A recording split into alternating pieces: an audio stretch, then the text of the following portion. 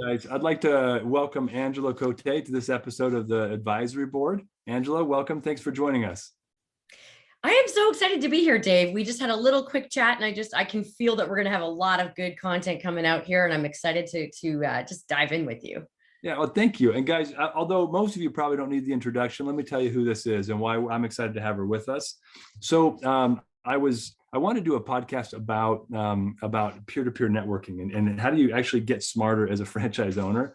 Angela Cote is that person. She's been in franchising as long as I've been in sales, right? She started when she was 5 years old. There's a funny side story there for both of us, but her father founded M&M Food Markets, who a lot of you, if you're in Canada, you probably know who they are.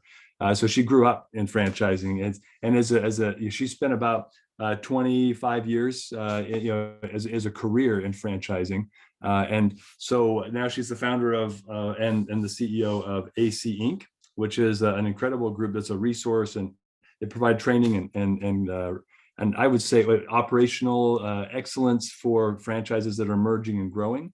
But before I botch it too much, Angela, let me turn the time over to you. Tell us a little bit about you and a little bit of your background and expertise.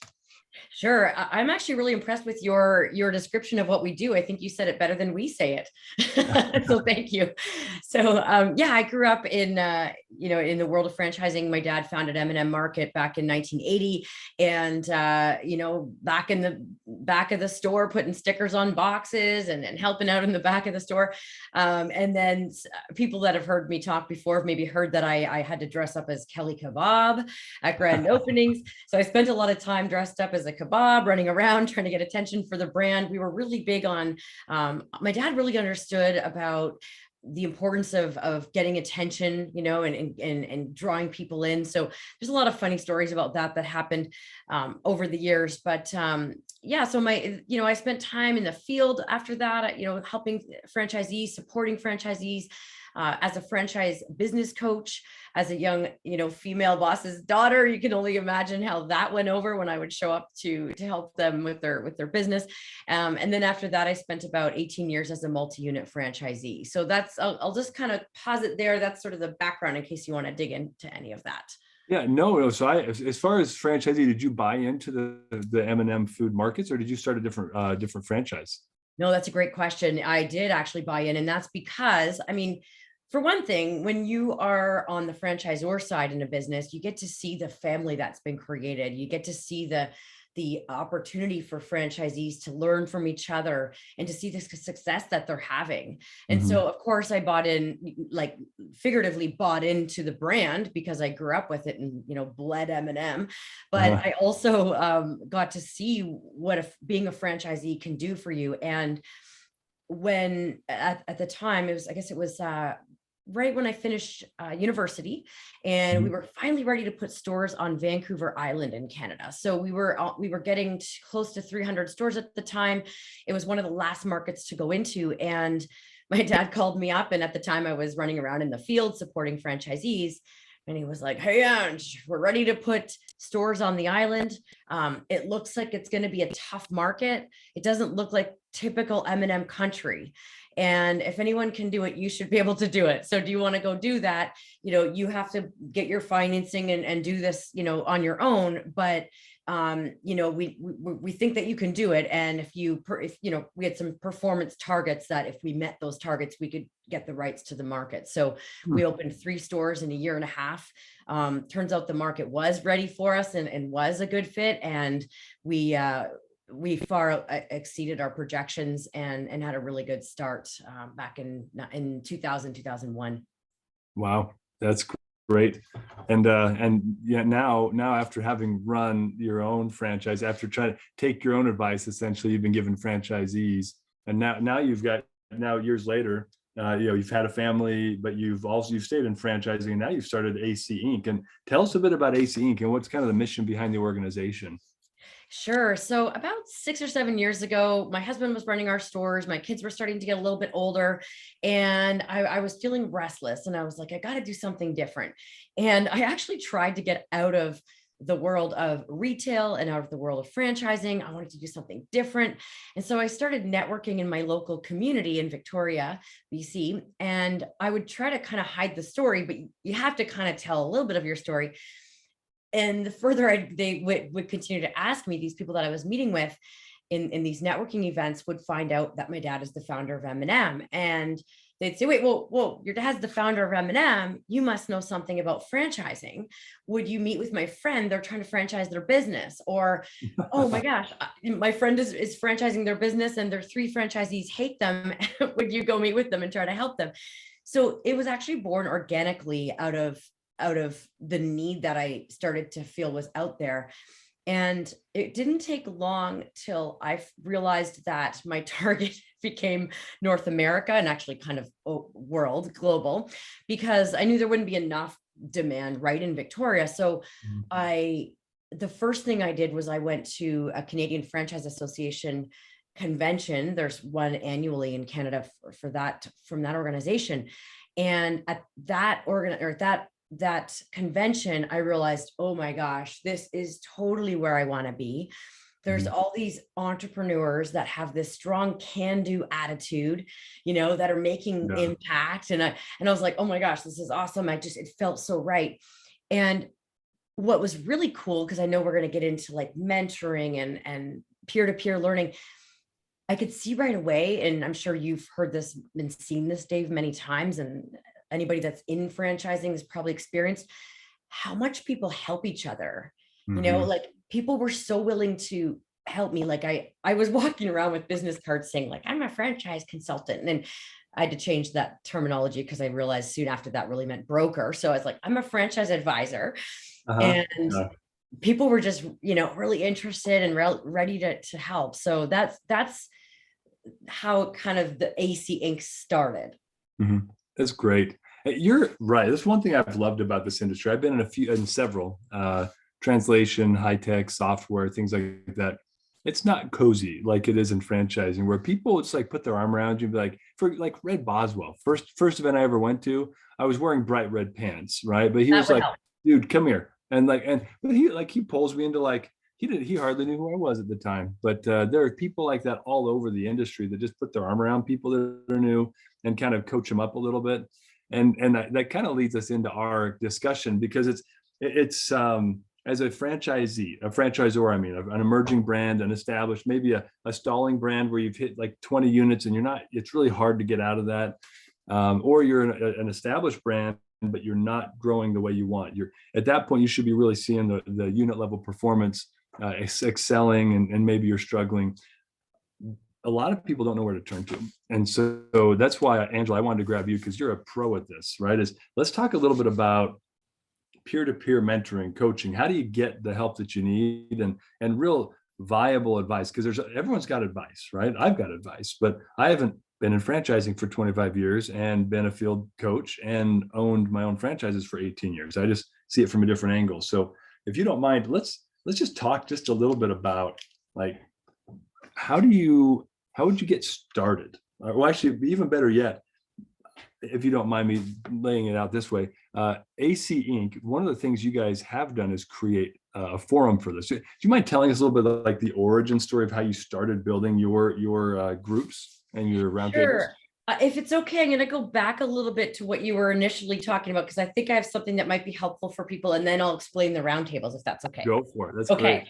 So when I mentioned the convention, the first, CFA convention, at that convention, there was a guy there who is like a good friend and fellow supplier, Jim Hashmi. He was like, you've got to go to Springboard, in Philadelphia, the emerging franchisor conference. So I go to that. I'm there, and I knew maybe 2 people, and I was, one of the only female Canadians there, but I was like, and I was nervous. Like, I'm not going to pretend I was, I'm a pretty confident person, but I'm walking in this room of people. And I think I connected with a couple of people on LinkedIn or something. So I looked for those people. And then it was amazing how much people start to introduce you to other people. And you mentioned that about Red Boswell, same thing, when I met him. And so I think the initial thing that I would recommend people do, because I know you want to make this really action oriented here. So one of the things I really recommend people do is get over, your fear of putting yourself out there. And I know it's hard, but if you balance the value that you're going to get from asking for help and just talking to people, it will be worth it. And when you start to talk to people, what I found at conferences, was definitely my secret to growth, I guess, initially, just getting to meet people, learning from the education as well. But it was when I would be telling what I'm doing, if the person I was talking to actually was interested, if they started to show interest, and then I would build relationship and stay in a relationship with them and stay in touch with them and reach out to that person when I had a question about something in franchising, or I needed to validate a thought I had or something. So I think watch it, like, put yourself out there. Don't be afraid to tell your story. Be authentic about what you're doing, put your ego aside, and you will attract the right people that are going to raise you up. That's really what's happened for me. And we can maybe talk more about this as we go, but now I have a team of 8 of us, and those are all people that really believed in what I was doing to the point they wanted to get on board. And that's how I did it, was attracting by being authentic, putting yourself out there. So initially my mentorship journey was more of like a random kind of who's available. I will say though, that what really leveled me up is when I recognized that I needed somebody continuously looking out for me and seeing my blind spots, because a mentor is awesome to have. But if you're counting on a mentor that you're going to call, like anybody that I have right now, that's like a casual mentor, not a paid business coach, I can call them. And if they're available, they'll talk to me. And if they're not, they won't. But if they're available, they might not know all the story, because we don't have time to fill them in on everything. So they're giving me advice, but they don't really know the full story. So I just wanted to mention that was part of my mentorship journey. And so I recognize this need for kind of continuous, ongoing support. So yeah, I can tell about the roundtables, but I'll pause there in case there's anything else you wanted to add to that or ask. No, I just think it's a great point that free advice, you get what you pay for a lot of times, but sometimes the best advice I've ever gotten has been free, right? I think about early parts of my career, or even just like, hanging out with Red and getting to know him, the first time I went to an IFA event, I got a lot of great coaching and advice. And meeting guys like, anyway, there's a funny story there that about 20 minutes after Red and I went to this bar at the IFA event to hang out with a bunch of people, and he's introducing me to people, I bump literally into Brad Fishman, and I didn't know who he was yet. But I'll tell that story to you another time. It's not germane to this, but those are the types of interactions that make a big difference in your success in franchising. The people and proximity, as Tony Robbins says it, but proximity equals power. So you want to be surround yourself with people. So if you don't mind, let's use that as a transition to talk about the roundtables, because I feel like it's a very good tie-in. Tell us a little bit about the origin story here, because I think it's really cool how this organically happened and then what the impact has been. Sure. So I always saw the value of bringing people together. I mean, even as a young, like when I was in my teenagers, my dad always says I was always rallying people, I guess.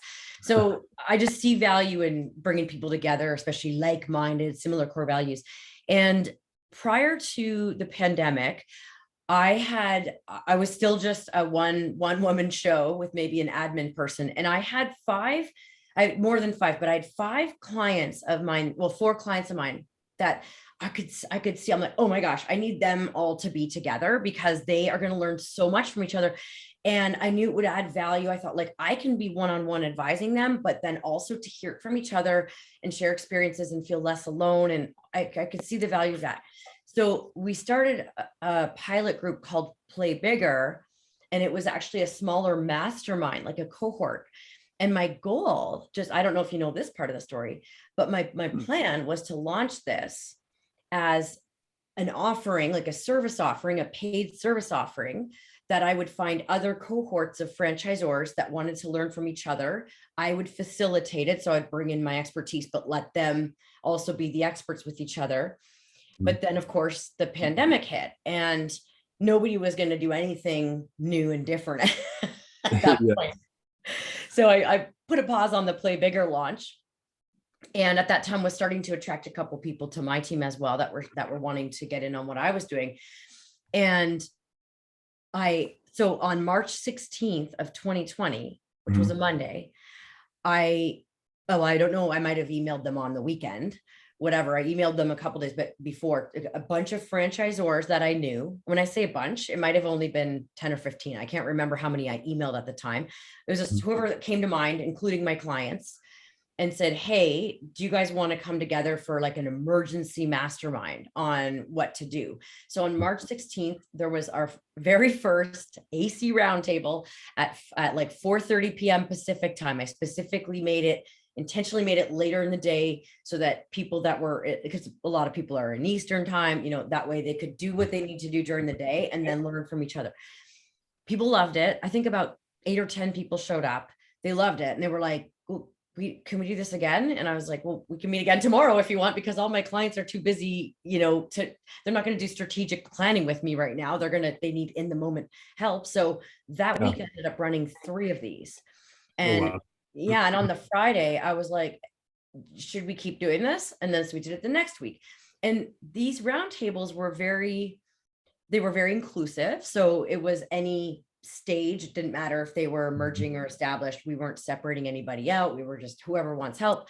And they were very reactive, right? Like the content was, what can we do? Holy crap. What can we do right now?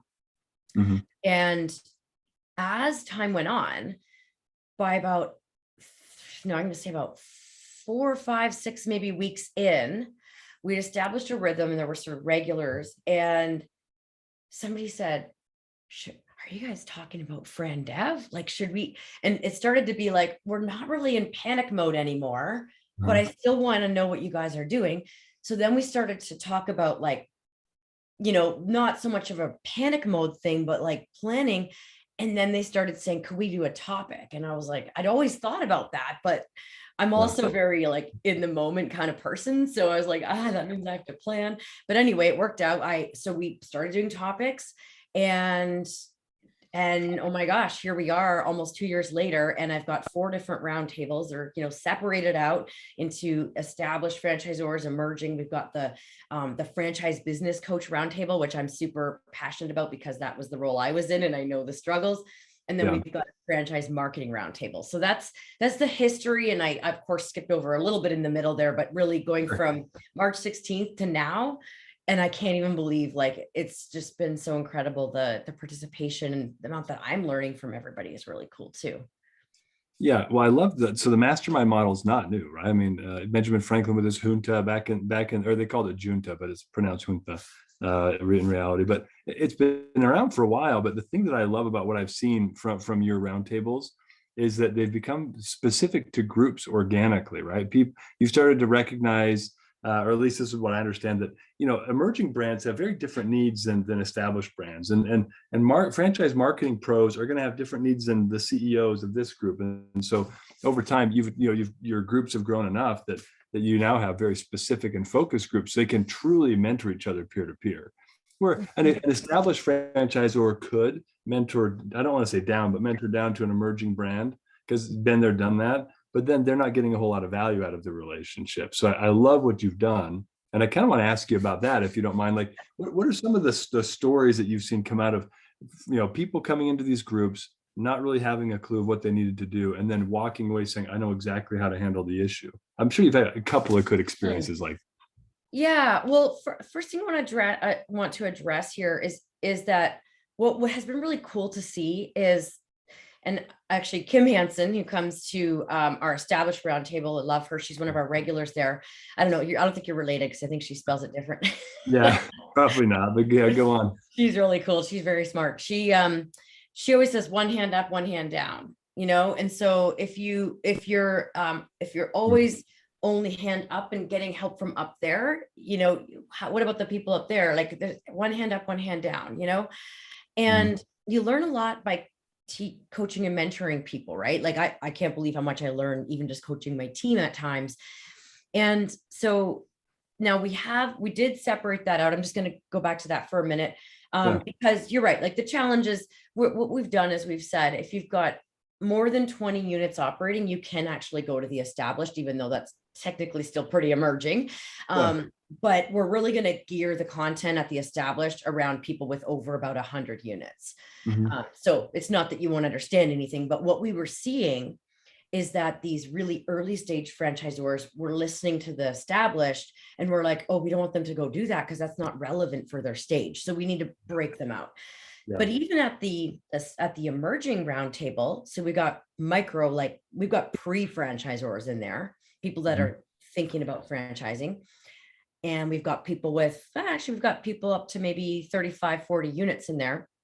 It's really interesting to see that sometimes the earlier stage can actually ask the right question that makes the one in the further along stage learn something. So, it's, there is definitely something that happens with that. And then even at the established one, the person with 30 units tells a story and it triggers something for one of the established franchisors. There is some value in that, but we did want to make sure that the content was relevant to the audience.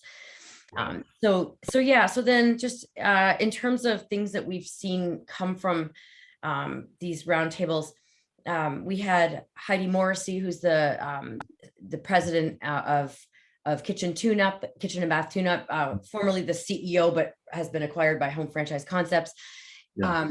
She gave us a really cool rundown on this podcast that she does for her franchisees. For example, where she does it's got a really cute name and something. It's like her mindset one, right? She does kind of like a mindset podcast isn't it every day? Yep, every day. It's like a 3-minute thing or something. It's so cool for the franchisees. So she was telling us all about this, and at least 3 or 4 other franchisors implemented that within, the next couple of weeks after hearing that. So look at the impact that makes, right? Another one is at our emerging franchisor roundtable, 2 franchisors that both have a fast casual concept. I might be maybe a fast casual or restaurant, not quick service though.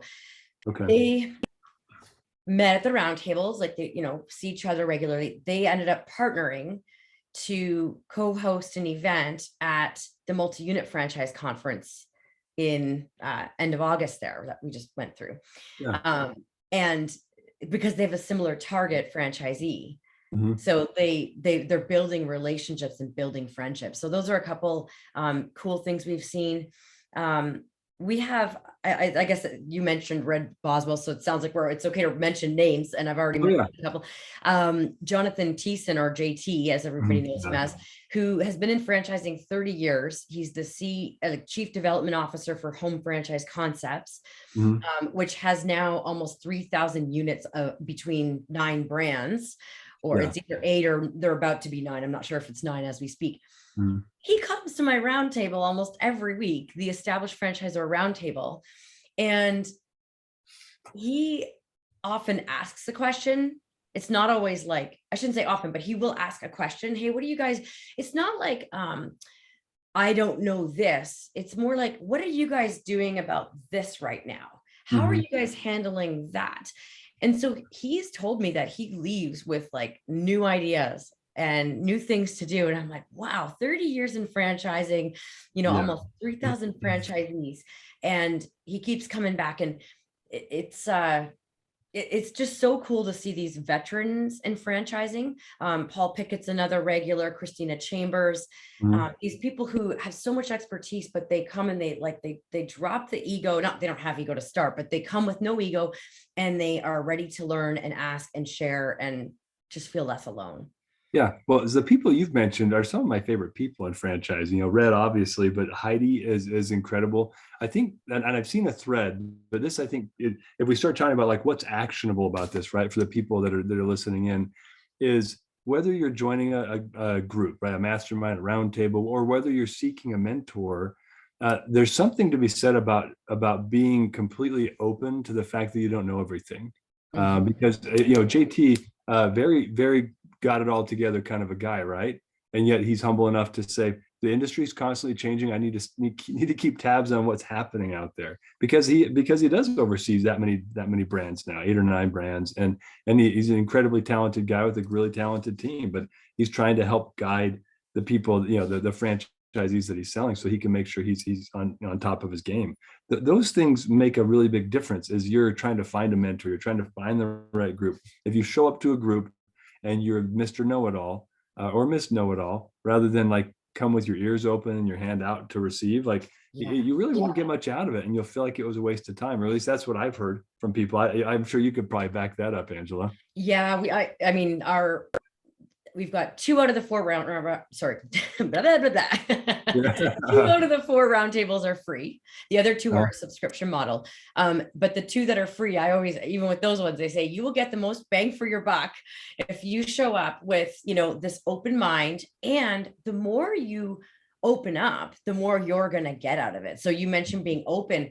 And what's really cool, my favorite thing is when we've got a roundtable and somebody actually brings a real life, like in the moment problem that they're facing. And this happens at all 4 of the roundtables. And we say, like, we often will say, hey, before we jump into things, does anybody have something you want to get help from your peers at this roundtable? Or they just bring it up during the discussion.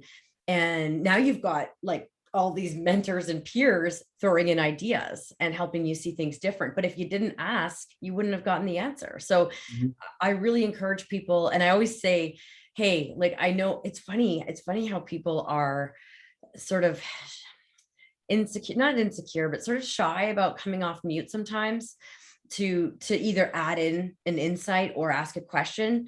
And I always say, remember when you were in school and that there was that you were wondering something and there was somebody else putting up their hand and they asked the question, you were like, oh, thank goodness somebody asked that, because I wanted to ask that too. And then you realized you could have just asked it. Yeah. That's what I say. I'm like, you're going to be doing your peers a favor if you role model that it's okay to show vulnerability. It's okay to be yourself, and it's okay that you don't have everything figured out. And you will get so much more out of this.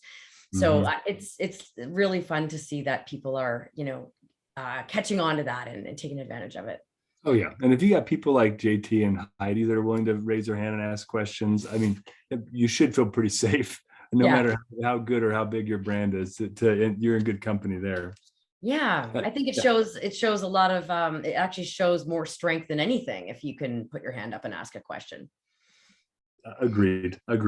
Let me change topics just for a second. So one of the things that I hear this all the time, because from my perspective, I'm working with groups that are trying to either build out FranDev or they're trying to build unit level performance, right? So I get all sorts of random questions, or I hear all sorts of interesting myths or misunderstanding inside franchise that I sometimes correct or sometimes steer toward an expert and say, that's not right. Let me introduce you to someone who can coach you up on that. But tell me about some of the interesting myths that you see bubble up, where if people were to get the right mentor, they could probably avoid them. But tell us a couple of the interesting, funny things that you're seeing pop up that can be addressed with the proper mentor. Yeah, well, one of the things that I'm just super vocal about that I can't resist, I have to go right to is the pace of franchise growth and the you know, this idea that your success as a company is measured by like the number of units that you sell in a year or award, or how many are in the funnel, or, you know, we've got 42 units in development. Well, that's great, but how are your franchisees doing? Or my favorite is when they've got, you know, they're a brand new franchisor and they've got, oh yeah, we've got 10 awarded and we've got, you know, another 12 in the funnel in development or whatever they're saying, and they've got 0 open. So that tells me nothing about your performance as a franchisor. So I don't know if this is like a myth, but just shedding some light on that. Yeah. I think that a lot of franchisors don't realize the DNA that they need to have to be a successful franchisor. And that it's not rinse and repeat, right? Like, yes, you have to have a model that is rinse and repeat, but there's another bigger element, and that's the people side of it. And what I see people miss the most in franchising, and this is, I guess, where maybe a myth or just something I see, is that it's really easy to figure out the technical side of things in franchising. Mhm. But the real secret to successful franchising is the soft skill side, the leadership, and the ability to create buy-in with franchisees, and the ability to motivate performance with franchisees. And Yeah. you see it so often where a franchisor is so excited and focused on the growth and getting more units, and they leave the franchisees in the dust. And the next thing the franchisees are not validating. They're saying, like, I wouldn't do this again if I had, like, when the new prospective franchisees come to them, because the franchisor gets really sucked into the technical side. And I Yeah. want to speak a little bit to how that affects more established brands as well. Yeah. So it's probably a little bit more easy to see that in an emerging, that can happen with established brands, where I see, again, I don't know if it's quite exactly a myth, but I think it's important. It's good content here. So I think people miss on, the franchisors often miss on investing in coaching for their franchise business coaches. Mm-hmm. And especially like leadership coaching. And when I say leadership coaching, I mean conflict resolution. I mean how to create buy-in. I mean, how to deal with an underperforming franchisee, a disengaged franchisee. I feel like they get a lot of training on the technical, how to read a profit and loss, how to teach a franchisee what a profit and loss statement is, how to follow KPIs, how to make sure they're compliant, like how to check if they're compliant to the brand standards. But what about, how do you get them to want to be compliant? And I'll just tell a quick story, and then I'll let you share your insights back. When I was, I joke about like being 20-year-old female boss's daughter, how, credibility was the problem, right? I'd show up and they'd be like, what are you going to know about? What do you know about how it feels to invest $400,000, your life savings, into a brand, and start be feeling like you're running out of money, and what do you know about that, honey? Right. Yeah. And Yeah. so I would show up and I'd see these older male franchisees wearing blue jeans, and that wasn't part of the uniform program. And I'm like, how am I going to get them to listen to me? Like, they're going to just laugh at me. So this is where I learned it, was having to deal with it, that how important it was to understand how to create buy-in and credibility as a person. And two of the ways I did that, one with the credibility piece, was working my butt off. That's what I figured out worked the best, when I was willing to show up and show them that I was like not just a princessy girl that was going to sit around. I'm going to do the work. That actually helped a lot. And then also when I mentioned the compliance and the blue jeans, the thing I would do there is really helping them understand why it matters, and give examples of scenarios where other franchisees maybe broke a different rule that would actually affect them, and how we had to have standards. But I think that really honing in on the leadership and the soft skill side in franchising is an area that most people aren't, and I shouldn't say most, but if things aren't going well, that would be where I would look first. Yeah, no, I just did a podcast this week with a fellow Canadian of yours. Started his franchise, 5-Star Painting, up in Edmonton many years ago, and then anyway, he's grown, exited that, started Painter One. Like he's been pretty busy in the industry for the last 25 years. Have you ever bumped into Conrad Kolba before? No, but that rang a bell, but not the name. Yeah, it's okay. Yeah, so but he's been in the industry for a while. Yeah. But one of the things that we went in our session when we were talking about some growth strategies and operational excellence, he just said, look, the thing that most franchises get wrong, and I agree, is and I'm not saying everyone does this, but they're just overlooking an important thing, is your role as a franchisor is to make sure your franchisees are successful. And if you take that seriously, what it also means is it's more than an ops manual, right? It's more than an audit trail. It's actually coaching them how to be better business people, how to be better leaders, how to be like he talked about the same thing, kind of the soft side of business, which isn't soft. It's actually the hardest part. And leader, how do you teach your franchise owner how to effectively hold his painting, for Painter One, hold your painting crews accountable, and to a quality of standard that matches the brand expectations, and like just different things like that. And it's not in the general coaching manual, right? Or yeah, why do we wear a branded polo every time we show up to do an estimate? Guys, like there's a reason why we do these things. So it's teaching them those things so they can also teach their people. Ultimately, you want every franchise owner in your system to be capable of being a multi-unit owner. And so you got to fill in the gaps, right? Because there are lots of gaps before they can get to that point. Yeah, you're totally speaking my language on this. We talk all the time at AC Inc. about support versus active coaching. And that's really cool that what you just talked about there, like there's hotline support. We do great support for our franchisees. We've got a great operations manual. We have great training programs. They have our number. They can call us. We send them graphics for their social media. That's just support. But actively coaching means a booked call regularly, maybe every week or every 2 weeks, getting on a call, talking about what are their goals for the week? What are their goals for 10 years, 5 years, 3 years, 1 year? And let's reverse engineer what we need to do to get those goals.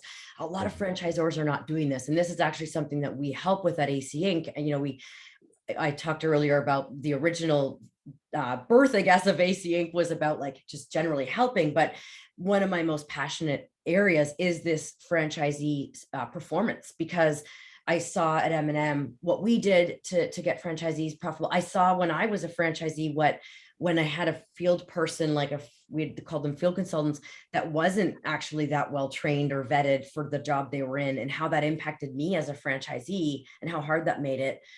So I'm super passionate about that. And I think a lot of people, they do the support side, and a lot of the times it's not their fault. They just don't realize that there's this other thing called active coaching that they should be implementing. Yeah, amen to that.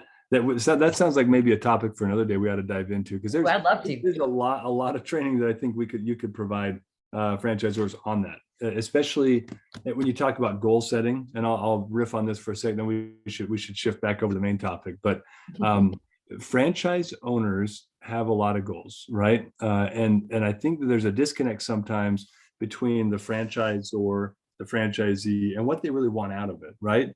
And I'll just share a quick example. I was at a conference. It was a roofing conference. One of our large clients, multi-units, was there, and I was meeting with one of their folks, one of their owners. It's a dealership network, but same. They operate pretty similar, just different agreements, right? To a franchise. But this guy was super content that he was working 4 days a week, and he was grossing $500,000, and that was his goal, because his personal goal was to be at home 2 days a week more. So he actually wanted the next year, he wanted to be home 3 days. He wanted to work 3 days a week and be able to he did some youth ministry stuff and other things that were really important to him. But if I'm the franchisor and I don't understand his personal goals and how the business helps him attain the personal goals, my coaching, my mentoring is going to be a waste of time, honestly. So I feel like that's such a big disconnect. I just wanted to share it, because I just recently was living through it, where another group owned by Kevin Harrington, they're killing it. They're doing fantastic, and they are driven by metrics, and they want to grow this thing to be a big business and maybe buy other territories around. Like, totally different mindset, totally different goals, and so totally different results. Yeah, such a good topic. And yeah, let's if you have me back, I would love to talk about that sometime. Yeah, we should. Hey, well, let's shift gears back toward kind of the mentoring thing. And I wanted to ask you, Angela, just for some advice. Let's say I'm an emerging brand, or I'm a semi-established brand, and I really want a mentor. Like, how do I go about finding one? What are a couple of tactics you'd recommend for them to find the right one? Also, not just a mentor, but the right mentor for them. I think a big thing is get clear on your core values and what you're trying to get out of this relationship. Now, when you say mentor, are you talking about like a casual, informal mentor, or somebody that you're going to hire? I think we should talk about both, because let's talk about the casual first, and then maybe we can shift gears and talk about a paid mentor. Yeah, I think the casual one, I would just go back to a little bit of what I said before, that, getting clear on what matters to you, what's important to you, and then getting your story out there.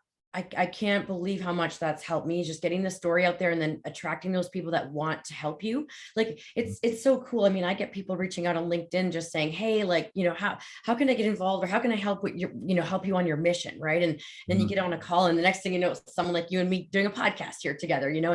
It's who you align with. So really look for alignment. And then I guess that would also go then for somebody that you're going to hire as well. Do you want me to speak about that a little bit?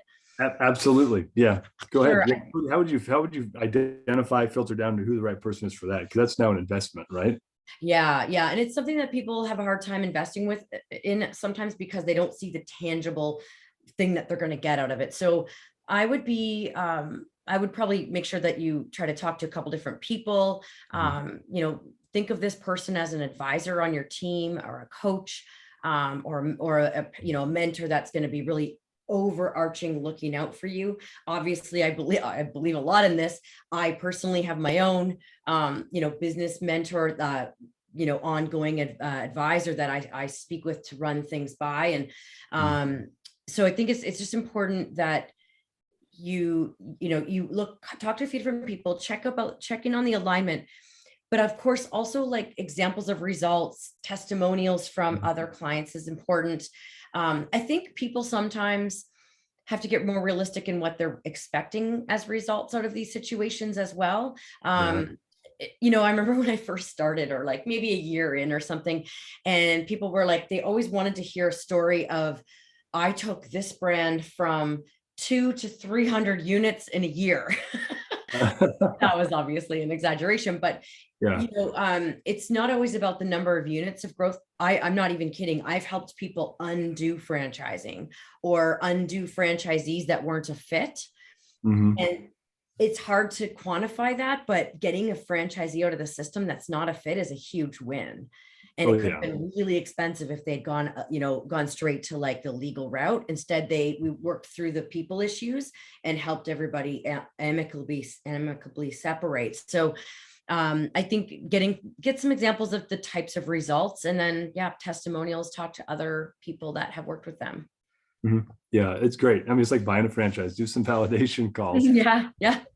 Because there are people that are phenomenal at specific things, right? Like if you want to mentor about how to like scale your franchise development, good heavens, find JT, right? The guy he has done that for so long. He's so good at it, but Mhm. he's also a human. So it's hard to find people that are excellent at something that are also willing to give of themselves and share advice.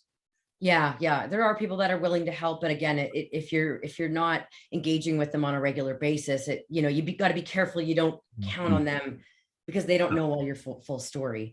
And I would say just watch out for red flags. And if they're making promises that sound really awesome, Mhm. maybe too good to be true. I feel like a lot of people get especially if you're an emerging stage franchisor, you're thinking a lot about, how do I get more franchisees? And if someone's making you that promise, Yeah.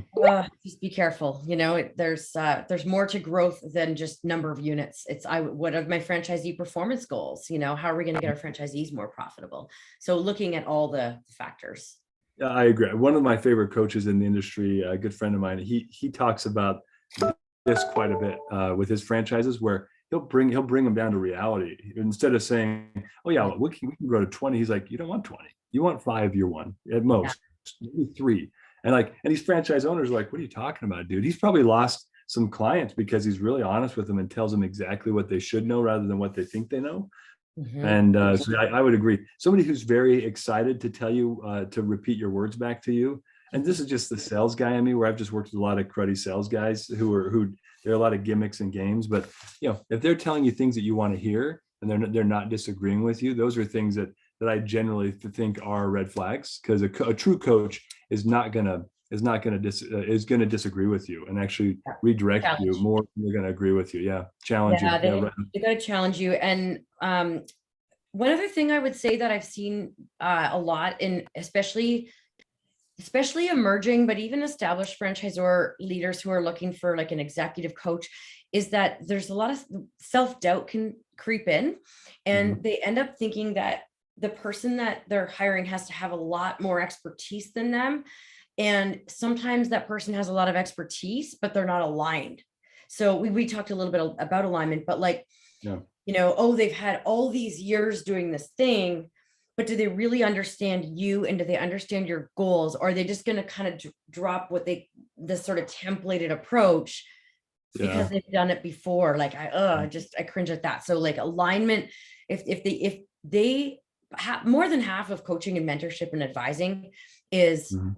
is people being able to motivate that person to take action. You Yeah. know, I could just like, even with franchisees, I can sit there all day and tell a franchisee what they need to do. It doesn't mean they're going to go do it. So does this person inspire you and raise you up and make you feel like you can go take action and to make you feel confident? Those are some things I would look for too. Yeah, I totally agree with you. And you just gave me some feedback that I wrote down because I probably need to shift gears with my teenagers a little bit on that last part. Instead of telling them what to do, I need to motivate them and inspire them to get their chores done or their Yeah. homework, right? Yeah. That's awesome. Hey, parting thoughts. So, Angela, one guys, I'll say this. So Angela doesn't need to, but you really, if you're not already involved, you got to check out the AC roundtables that she's doing, especially because a big part of what she's doing is at no cost, guys. So if you're exploring mentorships, go take a look at her roundtables. Angela, any parting advice or wisdom from you on, what's next? How do you get started if you're looking for a mentor? Yeah, well, I'd say I'd love to have anybody that would want to come and check out our roundtables. Just go to our website, angelacote.com, and you'll find a roundtables link there. And we'd love to have you. And I think, again, go where you feel like you're going to get, where it feels good. One of the other things as a franchisor, whether you're further along or new, is we hear this over and over again, that there's something about being around other people that are in your same shoes that's really motivating and it will help you with your growth. So yeah, we'd love to have people come check it out. Yeah. Well, hey, thanks so much for making time. I mean, you're a very busy person. I'm glad we got you scheduled, but thanks for sharing some of these insights. And guys, please go to angelacote.com, check out what she's doing. And thanks again for being a mentor to me in this area as well, Angela. Appreciate it. All right. Well, go be awesome. Yeah.